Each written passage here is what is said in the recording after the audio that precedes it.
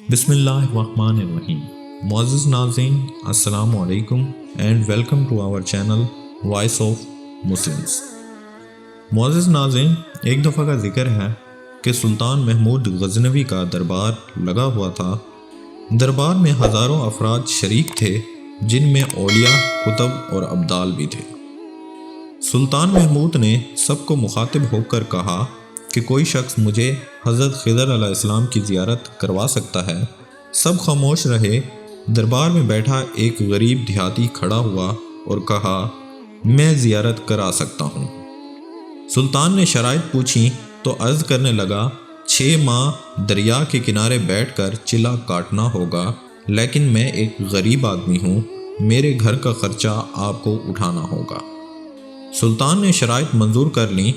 اس شخص کو چلے کے لیے بھیج دیا گیا اور گھر کا خرچہ سلطان محمود غزنوی کے سر پر آ گیا۔ 6 ماہ گزرنے کے بعد سلطان نے اس شخص کو دوبارہ حاضر کیا اور پوچھا تو دیہاتی کہنے لگا، حضور کچھ وظائف الٹ ہو گئے ہیں، لہٰذا 6 ماہ مزید لگیں گے۔ مزید 6 ماہ گزرنے کے بعد سلطان محمود نے دربار میں اس شخص کو دوبارہ پیش کیا گیا تو بادشاہ نے پوچھا، میرے کام کا کیا بنا؟ یہ بات سن کر دیہاتی کہنے لگا، بادشاہ سلامت، میں کہاں گنہگار اور کہاں حضرت خضر علیہ السلام۔ میں نے آپ سے جھوٹ بولا تھا، میرے گھر کا خرچہ پورا نہیں ہو رہا تھا، بچے بھوک سے مر رہے تھے، میں ایسا کرنے پر مجبور تھا۔ سلطان نے اپنے ایک وزیر کو کھڑا کیا اور پوچھا، اس شخص کی کیا سزا ہے؟ وزیر نے کہا، اس نے آپ سے جھوٹ بولا ہے، لہٰذا اس کا گلا کاٹ دیا جائے۔ دربار میں ایک نورانی چہرے والے بزرگ بھی تشریف فرما تھے۔ کہنے لگے، بادشاہ سلامت، اس وزیر نے بالکل ٹھیک کہا۔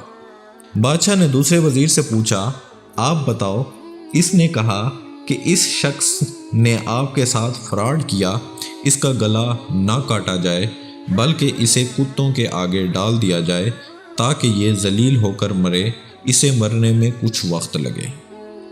دربار میں بیٹھے اسی نورانی چہرے والے بزرگ نے کہا کہ بادشاہ سلامت، یہ وزیر بھی بالکل ٹھیک کہتا ہے۔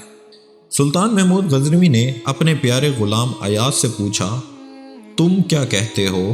ایاز نے کہا کہ بادشاہ سلامت، آپ کی بادشاہی سے 1 سال ایک غریب خاندان کے بچے پلتے رہے، آپ کے خزانے میں کوئی کمی نہیں آئی اور نہ ہی اس کے جھوٹ سے آپ کی شان میں کوئی فرق پڑا۔ اگر میری بات مانے تو اسے معاف کر دیں، اگر اسے قتل کر دیا جائے تو اس کے بچے بھوک سے مر جائیں گے۔ ایاز کی یہ بات سن کر محفل میں بیٹھے وہی نورانی چہرے والے بابا کہنے لگے، ایاز بالکل ٹھیک کہہ رہا ہے۔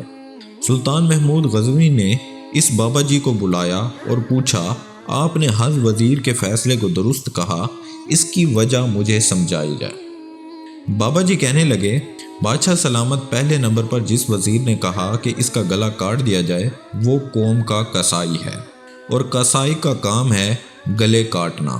اس نے اپنا خاندانی رنگ دکھایا، یہ غلطی اس کی نہیں بلکہ آپ کی ہے کہ آپ نے ایک قصائی کو وزیر بنا لیا۔ دوسرا، جس شخص نے کہا کہ اسے کتے کے آگے ڈال دیا جائے، اس کا وزیر کا والد بادشاہوں کے کتے نہلایا کرتا تھا، کتوں سے شکار کھیلتا تھا، اس کا کام کتوں کا شکار ہے، تو اس نے اپنے خاندان کا تعارف کرایا۔ آپ کی غلطی یہی ہے کہ آپ نے ایسے لوگوں کو وزیر بنایا ہوا ہے جس میں لوگوں نے بھوک سے ہی مرنا ہے۔ اور تیسرا، ایاز، جس نے وہ فیصلہ کیا، تو سلطان محمود سنو، ایاز ایک سید زادہ ہے۔ سید کی شان یہ ہے کہ سید اپنا سارا خاندان کربلا میں ذبح کرا دیتا ہے مگر بدلہ لینے کا کبھی نہیں سوچتا۔